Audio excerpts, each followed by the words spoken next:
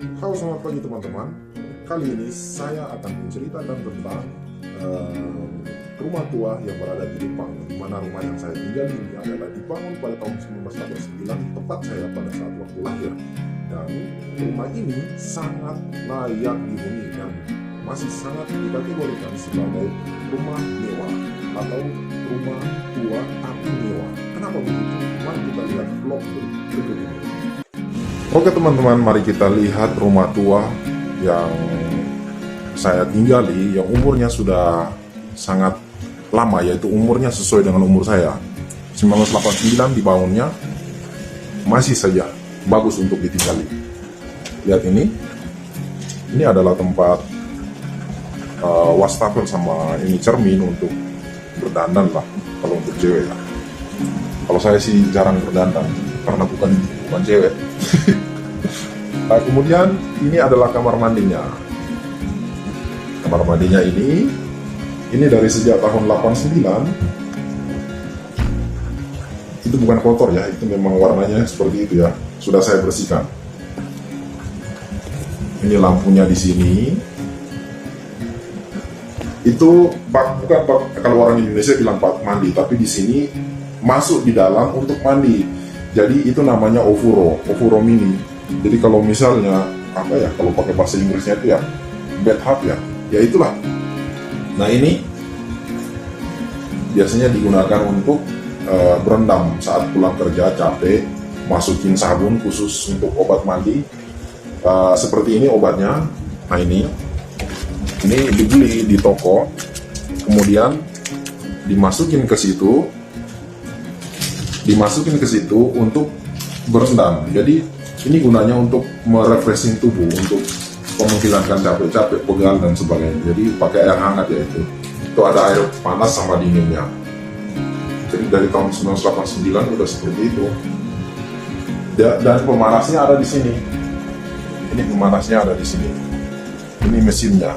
Nanti saya tunjukkan di mana posisi tombol untuk panas dinginnya. Oke, itu kamar mandi. Ada sabun semua di situ. Nggak berguna. Coba kita yang lihat yang berguna. Nah, ini di sini adalah tempat panas dingin airnya. Nah, kalau kayak gini 30 derajat Celcius panasnya. Dinaikin di sini, diturunin di sini. Oke. Dan matinya di sini. Oke. Mati.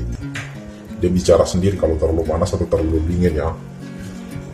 Nah, ini kitchennya. Kitchen atau pakai bahasa Indonesia dapur lah ya. Ini dapur yang ya sudah sangat mewah sih kalau untuk ukuran rumah tua ya.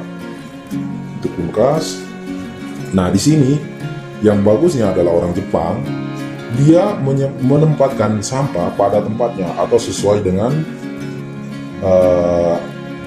sampah yang bisa dibakar dan yang tidak bisa dibakar. Sampah botol, sampah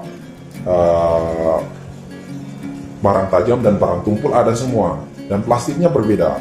Nah, seperti ini adalah sampah plastik, jadi tidak boleh dicampur. Kalau dicampur, nanti walaupun kamu sudah buang di tempat sampah, itu sampahnya nggak bakalan dibuang sampai berminggu-minggu. Kalau nggak, setelah diangkut, sampahnya mereka kirim balik ke rumahmu. Jadi hati-hati di sini untuk memilih-milih sampah pada saat dibuang. Nah, ini warna biru kuning ini adalah sampah plastik. Nah, di sini itu sampah botol. Sampah botol itu beda lagi dia ininya, plastiknya seperti ini. Nah, kalau sampah yang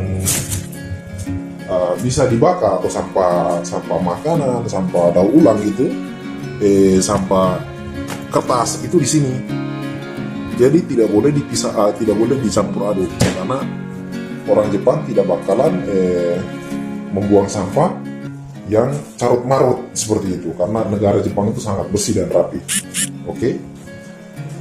Kemudian ini gas. Saya sampaikan kepada kalian teman-teman bahwa gas di sini, kamu kalau apinya terlalu besar atau terlalu kecil, terlalu besar, dia bakalan mati sendiri. Jadi kamu tidak akan ketakutan untuk meninggalkan masakan kemanapun. Jadi pada saat masakannya kepanasan atau terlalu panas atau apinya terlalu besar, dia bakalan mati sendiri. Bakalan off sendiri dia di sini. Jadi gasnya udah otomatis semua.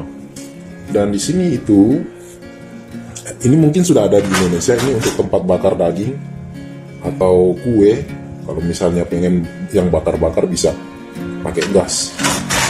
Nah, gasnya ini salurannya langsung ke pusat. Jadi nggak bisa kita beli gas LPG sendiri kayak di Indonesia ya. Kalau di Indonesia kan kita beli LPG sendiri tuh. Kalau di sini nggak, ada di pusatnya. Yang di pusat yang kontrol, mereka pakai pipa, jadi disalurkan ke rumah-rumah. Makanya mereka yang kontrol di sana. Kalau misalnya ada bahaya kebakaran di rumah tersebut, mereka bakalan matikan otomatis seperti itu. Ini di sini, ini rumah sudah dari sejak tahun 89 sudah didesain seperti itu. Waktu itu Indonesia seperti apa ya? Saya baru lahir soalnya. Nah, kemudian mari kita lihat kamar mandi. Tapi sebelum ke kamar mandi, kita mau lihat dulu tentang ininya. Dinding di sini itu kedap suara semuanya. Ini itu di dalamnya itu tembok, tapi di luar tembok itu mereka kayak ngisi alat atau bahan yang untuk kedap suara, lalu dilapisi dengan platform, lalu ini pakai ini apa ya namanya, kertas, bukan kertas sih, ini untuk ini apa sih namanya, pamflet gitu ya, untuk desain rumah. Jadi warnanya berbeda-beda, setiap kamar, setiap rumah itu berbeda-beda. Ini bagus ini nggak gampang kotor nih, beberapa ini juga debu nggak gampang lengket. Nah, kemudian kalau pintu-pintu di sini itu desainnya semuanya dorongan keluar. Kenapa dorongannya harus keluar? Karena yang saya bilang tadi, ini di sini itu bahaya gempa dan kebakaran itu mereka sudah perhitungkan semua. Jadi pintunya harus dorong keluar supaya pas ada bencana seperti itu langsung dorong keluar. Kalau dari dalam tariknya ke dalam begini itu sedikit memakan waktu, apalagi banyak orang ya. Kamu tarik kayak gini, di belakang bisa jatuh. Makanya di sini pintunya semua didesain keluar, sama juga yang di pintu keluar ini.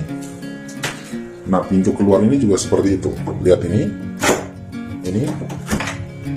seperti ini. Ini juga pintu manualnya ada di sini, jadi harus double 2 kali. Kita di Indonesia juga ada manual seperti itu kan, tapi mereka desainnya seperti ini, lebih bagus.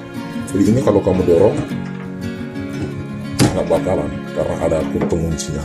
Oke. Aduh, tutupnya agak susah, biarin aja nanti baru saya tutup. Nah, itu seperti itu. Nah, ini kalau ini di sini kotak pos, jadi ada lubang kecil di luar. Jadi kalau orang tukang posnya datang, misalnya surat-surat dokumen itu mereka bisa masukkan di situ, seperti itu, kayak iklan-iklan mereka bisa masukin di situ.